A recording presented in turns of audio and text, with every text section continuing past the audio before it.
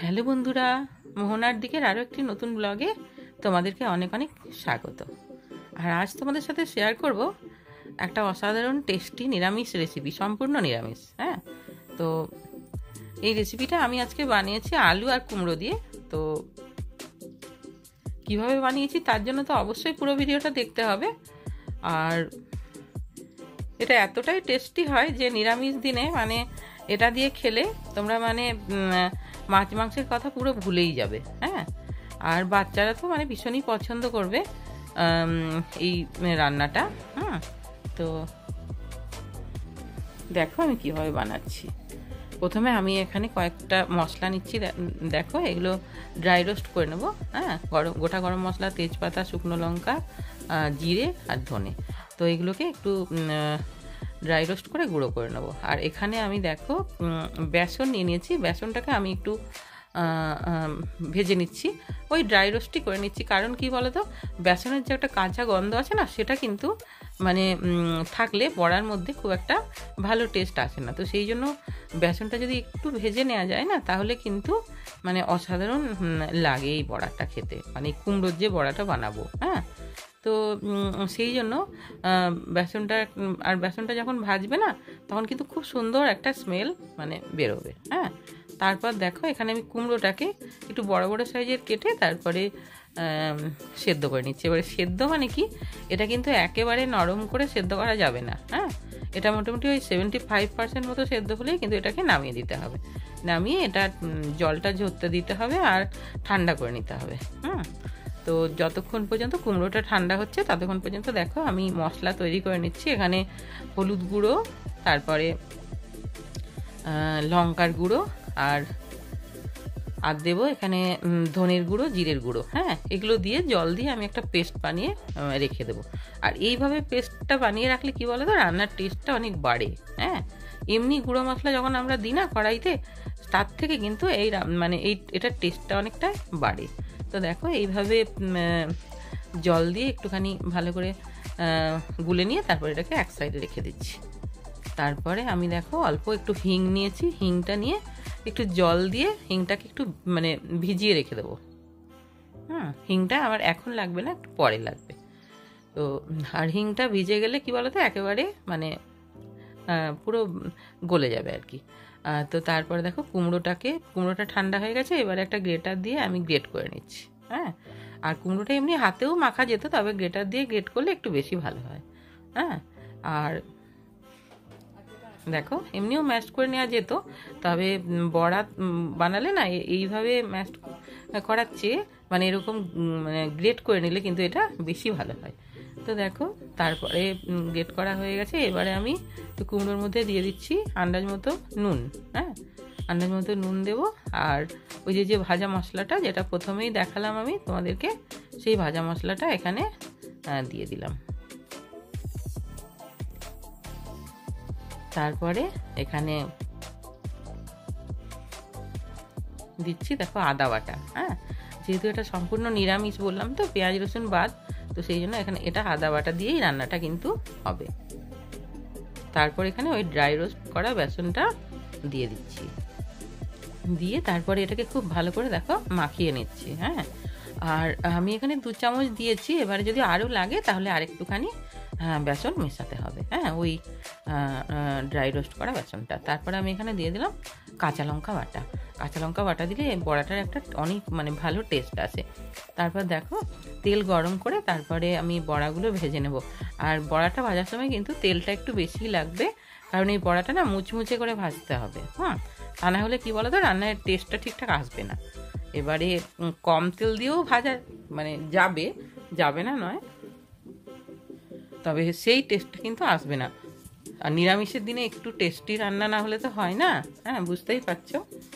তো বড়াগুলোকে আমি ওই মিডিয়াম টু লোতে আঁচটা রেখে তারপরে বেশ গোল্ডেন কালার করে কিন্তু ভেজে নিয়েছি। আর একটু সময় করেই ভাজতে হবে, যাতে বড়াটা ভেতর থেকে একদম সেদ্ধ হয়ে যায় আর কি। হ্যাঁ, আর তা না হলে ভেতরটা তখন কাঁচা রয়ে যাবে, ওপরটা হয়ে যাবে লাল লাল। হ্যাঁ, সেই জন্য বড়াটা একটু সময় করে কিন্তু ভেজে নিতে হবে। আর দেখো একবারেই আমার হয়ে গেছে। হ্যাঁ, দ্বিতীয়বার আর দিতে হয়নি। হ্যাঁ, তারপরে আলুগুলো আমি এখানে দেখো ভেজে নিচ্ছি। ওই তেলেই আমি আলুগুলো ডুমো ডুমো করে কেটে রেখেছিলাম, তো আলুগুলোকে এখানে লাল লাল করে ভেজে তারপর তুলে নেব। আর আলুটা ভেজে তুললে কি বলো তো, টেস্টটা অনেক বাড়ে রান্নার আর কি। হ্যাঁ, তা না হলে হয়তো আলুটা না ভেজে তুললেও কোনো অসুবিধা নেই। তারপর দেখো তেলটা কমিয়ে দিয়ে অল্প একটু তেল নিয়ে নিয়েছি কড়াইতে। তারপর এখানে ফোড়নে দিয়ে দিলাম 5 ফোড়ন। হ্যাঁ, 5 ফোড়নটা এখানে মাস্ট দিতেই হবে, তা না হলে কিন্তু রান্নার টেস্টটা আসবে না। তো 5 ফোড়নটা দিয়ে তারপরে দেখো এখানে দিয়ে দিলাম আদা বাটা। আর আদা বাটাটা দিয়ে খুব ভালো করে কষিয়ে নিতে হবে যাতে আদার কাঁচা গন্ধটা চলে যায়। তারপর এখানে সেই যে মশলাটা আমি বানিয়ে রেখেছিলাম না, লঙ্কার গুঁড়ো, হলুদের গুঁড়ো, জিরের গুঁড়ো, ধনের গুঁড়ো দিয়ে জল দিয়ে সেই মশলাটা এখানে দিয়ে দিলাম। হ্যাঁ, দিয়ে তারপরে এটাকেও খুব ভালো করে কষিয়ে নিতে হবে। আর এটা আর একটুখানি জল দিয়ে দেখো এটাকে ভালো করে কষিয়ে নিচ্ছি। আর এটা কষাতে কষাতেই কিন্তু মানে যে আলুগুলো আমি ভেজে রেখেছি, সেইগুলো আমি দেব। তো কিছুক্ষণ কষিয়ে নেওয়ার পরই দিলেই হবে, মানে পুরোটা কষানোর এখন দরকার নেই। তো দেখো আমি যে ভাজা আলুগুলো রাখা আছে না, সেগুলো দিয়ে দিচ্ছি। দিয়ে তারপরে আলুটাকেও ওই মশলার সাথে ভালো করে কষিয়ে নেব। আলুটাকেও বেশ কিছুক্ষণ ধরে দেখো কষিয়ে নিচ্ছি।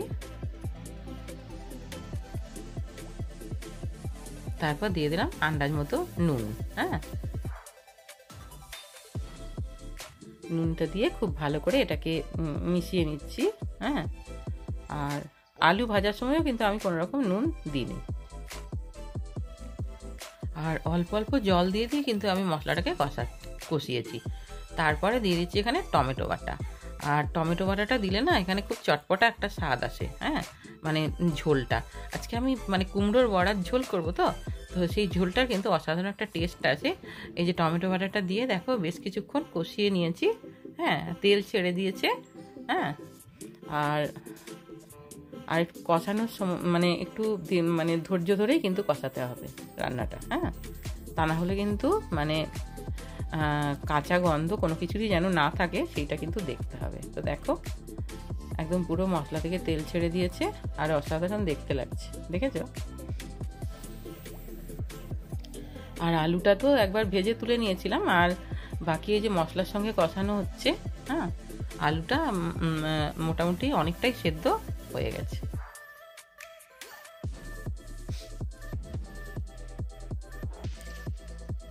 তারপরে আমি এখানে দেখো জল দিয়ে দিচ্ছি। হ্যাঁ, জল দিয়ে দিচ্ছি। আর ঝোলটা মানে যেহেতু এটা ঝোল করবো সেই জন্য একটু জল বেশিই দিতে হবে, কারণ বড়াগুলোও তো আবার দেওয়ার ব্যাপার আছে। তো দেখো জলটা একটু বেশিই দিয়েছি। দিয়ে তারপরে ঝোলটা ফুটে উঠেছে। এবারে আমি ওই যে ভাজা মশলাটা করে রেখেছিলাম না, হ্যাঁ, সেই ভাজা মশলাটা দিয়ে দিলাম। হ্যাঁ, যে ভাজা মশলাটা আমি বড়াতেও দিয়েছি। তো দেখো দিয়ে তারপরে এবারে বড়াগুলো ছেড়ে দিলাম। আর বড়াগুলো দিয়ে তারপর একটুক্ষণ কিন্তু এটাকে ঢাকনা বন্ধ করে দিতে হবে। তাহলে কি বলতো, বড়ার মধ্যে সমস্ত ঝোল মশলা সমস্ত ঠিকঠাক ঢুকবে আর কি। হ্যাঁ, ঢাকনা বন্ধ করে মিডিয়াম ফ্লেমে ওই 2 মিনিট মতো রান্না করে নিয়েছি। তারপরে ঢাকনাটা খুলে দেখো বড়াগুলো কিন্তু সফট হয়ে গেছে, আলুগুলোও সেদ্ধ হয়ে গেছে। তবে হ্যাঁ, দেখতে হবে বড়াগুলো যেন একেবারে ভেঙে না যায়। হ্যাঁ, সেটাও দেখতে হবে, কিন্তু বড়াগুলো গোটা গোটা থাকবে তবে তো রান্নার মানে ইয়েটা মানে রান্না আসল রান্না হচ্ছে সেটা, কিছুই যেন ভেঙে না যায়। হ্যাঁ, ভেঙে গেলে তো মানে রান্নার ব্যাপারটা মানে ঠিকঠাক থাকবে না, আর টেস্টটাও ঠিকঠাক থাকবে না। হ্যাঁ, তারপর দেখো দিয়ে দিলাম অল্প একটু চিনি। চিনিটা দিলে তবে ব্যালেন্সটা ঠিকঠাক থাকে। তারপর এখানে দেখো দিয়ে দিচ্ছি সেই যে আমি জলের মধ্যে আমি একটু হিং ভিজিয়ে রেখে দিয়েছিলাম না, সেটা দিয়ে দিলাম। আর হিংটা খুব ভালো একটা টেস্ট আসে।